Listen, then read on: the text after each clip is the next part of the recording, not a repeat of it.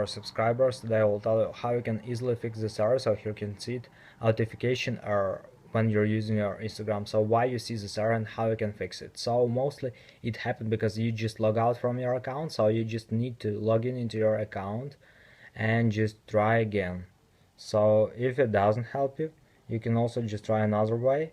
So you can also just try to close your Instagram app and just open it again. And if it doesn't help you, you can also just try to go to App Store, just go to search tab, in search tab just write Instagram, and if you see here not open but update, just tap on update and wait until it will successfully install the latest updates for your Instagram app. So after, you can try to go to the settings and just check your internet connection. So if you're using Wi-Fi, just try to turn it off and turn on again, and if you're using mobile data, just try to turn it off and turn on again.